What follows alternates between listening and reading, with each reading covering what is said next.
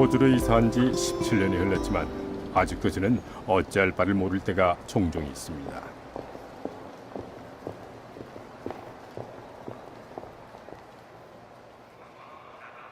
저는 아내와 생후 6개월 된 아들을 데리고 한겨울에 도착했습니다. 우린 영어를 거의 못했습니다. 우리가 예상한 건 아니었고요. 하루하루가 힘들었습니다. 장보기, 은행 가기, 기차 시간표 알아보기. 그러나 우리는 젊었고 설레임이 있었고 여기서 한번 멋지게 살아보자는 결심이 있었습니다. 점점 사는 게 수월해졌고 지역사회에 친구도 생겼습니다. 저는 취업했고 아내는 우리의 새집을 무척 좋아했습니다. 미래가 아주 밝아 보였죠. 낯선 나라에서 부딪히는 많은 어려움에도 불구하고 그 당시 우린 행복했습니다. 우리 삶이 어떻게 펼쳐질 거라는 비전이 있었습니다. 짧은 몇 년간 우리는 우리가 향하는 길을 알고 있었습니다. 그런데 아들이 4살이었는데 여전히 말도 못하고 다른 아이들과 놀지를 않았습니다. 고양이 어머니와 통화하곤 했는데 어머니 말씀은 사내 아이들은 여자 아이들보다 늦게 발달하는 거라면서 우리 아이도 괜찮을 거라고 하셨습니다. 전 어머니 말씀을 믿었죠. 하지만 제 아내는 아이에게 뭔가 문제가 있다고 주장하곤 했습니다. 아이가 들으려 하지 않고 좀 버릇이 없다는 건 알았지만 사내 아이들이 원래 다 그런 거라고만 저는 생각했습니다. 하루는 퇴근하고 집에 왔는데 아내가 그렇게 심란해 있는 건 처음이었습니다. 아내는 아이를 어떻게 해야 할지 모르겠다고 했습니다. 엄마를 쳐다보지도 않고 웃지도 않으니 본인은 아이와 소통할 수 없다고 했습니다. 애 잘못이 아니잖아. 당신이 제대로 행동하게 가르쳤어야지. 나는 종일 일해서 생활비 벌고 아빠 노릇하잖아. 당신은 왜 엄마 노릇을 못해?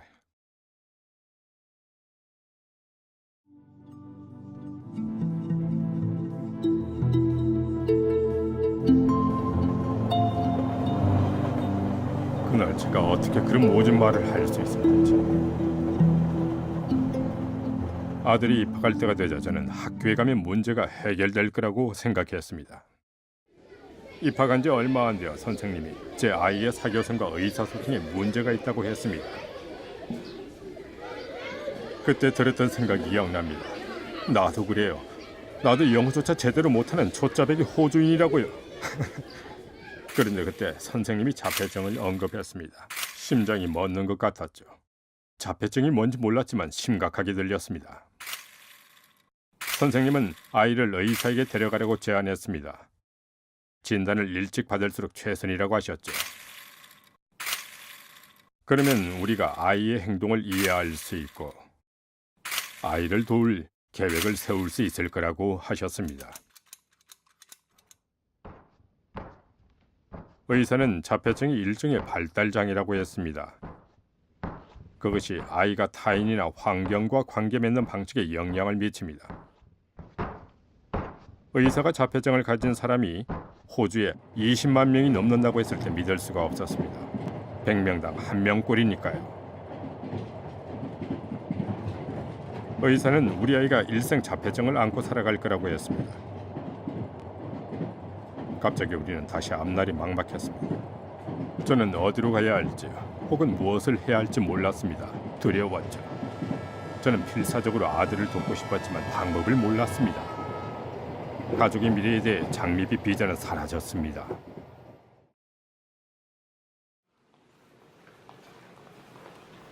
쇼핑은 악몽이었습니다. 아이가 잘 견디질 못했는데 솔직히 우리도 마찬가지였습니다. 주위의 모든 것에 아이가 압도된 것 같았습니다. 온갖 소음과 사람들을 감당할 수가 없었죠. 아이에게 너무 버거운 일이었습니다. 그 당시 저희는 밝은 조명이 아이의 눈을 고통스럽게 하고 있었음을 미처 깨닫지 못했습니다.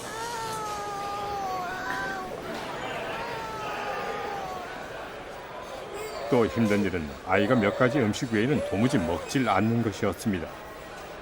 매일 원하는 거라고는 플레인 토스트와 사과뿐이었으니까요. 저희는 저러다 아플 수도 있겠다라고 생각했죠.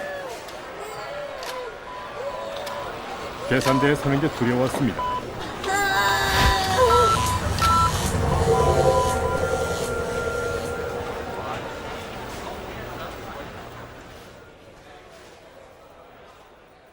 아무도 아이의 머리카락에 손을 댈 수가 없었습니다. 빗겨주거나 감겨줄 수도 없었고 이발은 엄두도 못 냈습니다. 처음으로 이발소에 데려간 날이 기억납니다. 그날 다시는 데려가지 않기로 약속했죠.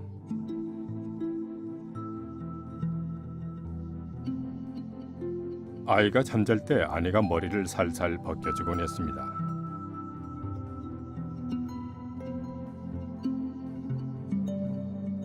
자폐증이 있는 모든 아이가 각기 다릅니다. 이에 대한 부모들의 대처도 각기 다릅니다. 그러나 중요한 것은 자신의 아이를 알아가고 이해하는 것입니다. 그러다가 우리가 아이를 돕는 방법을 배우기 시작하면서 비난과 혼란이 사라졌습니다. 우리는 그 일을 외롭게 할 필요가 없었습니다. 많은 사람들이 함께하며 우리를 도와주었습니다. 의사, 언어치료사, 교사, 가족 및 친구들 모두가 우리 아들을 돕는 일을 지원해 주었습니다. 먼 여정이었지만 우리가 옳은 길을 가고 있다는 것을 알았습니다. 아내와 저는 다시 서로 함께하고 있었습니다. 저녁 식사 자리에서 우리는 단어를 반복해서 연습했고 아이는 천천히 몇몇 단어를 따라하기 시작했습니다. 모든 단어, 모든 미소, 아이가 새로운 음식을 맛보았던 모든 시간이 다 축하의 순간이었습니다. 처음에는 가족의 지원이 많지 않았습니다. 부모님이 호주에서 함께 지내려고 오셨을 때조차도 힘이 들었습니다. 부모님은 우리가 저주받은 거라 믿었습니다. 부모님은 손주가 책임을 다하는 의젓한 남자로 성장하지 못할 것을 두려워하셨죠. 저는 한동안 이로 인해 부모님의 실망이 컸을 것으로 생각했습니다. 부모님에게는 눈에 보이는 신체적 장애를 받아들이는 것이 오히려 더 쉬웠을 것입니다. 이었고 부모님이 자폐증을 좀 더 이해하게 되셨고 그제서야 더 많이 지원해 주시고 참여해 주실 수 있었습니다.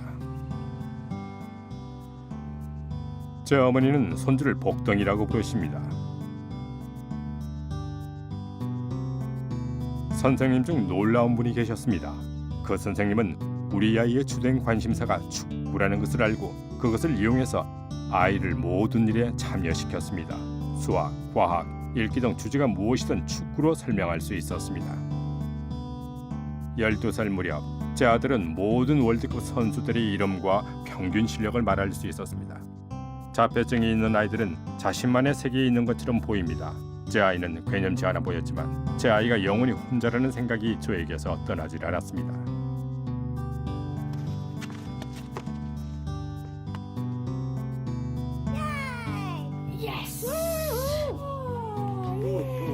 뒷마당에서 아이를 북돋아줄 사람이 가족밖에 없다는 것, 친구를 하나도 사귀지 못한다는 것, 그것 때문에 마음이 아팠습니다. 저는 축구팀 가입에 대해 학교와 대화하기로 마음먹었습니다. 저는 아이가 힘들어할 것이라는 점을 설명했습니다.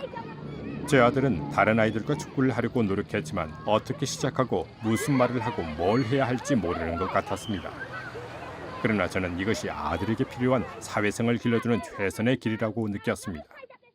코치가 제 아들을 가입시켜서 시도해보기로 동의했습니다. 모든 사람의 많은 인내심이 필요한 일이었습니다.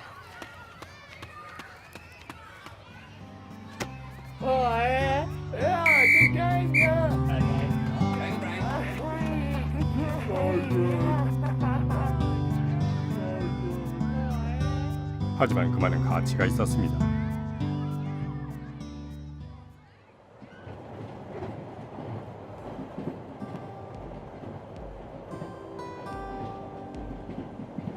희망이 사라질 때도 있었습니다.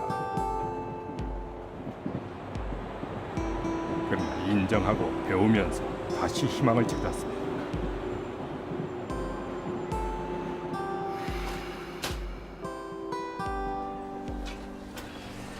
우리 아들이 주말 축구 캠프에 갔습니다. 17년 만에 우리가 가장 오래 떨어져서 지낸 시간이었습니다. 저는 제 아들이 자랑스럽습니다. 우리는 가족으로서 먼 길을 왔습니다. 우리 앞에 놓인 길을 알 수는 없지만 그 길이 오늘 내가 어떻게 하느냐에 달려 있다는 것을 압니다. 오늘 저는 길을 잃지 않았고 과거나 미래를 염려하지도 않습니다. 오늘 저는 제 아들과 함께 있습니다.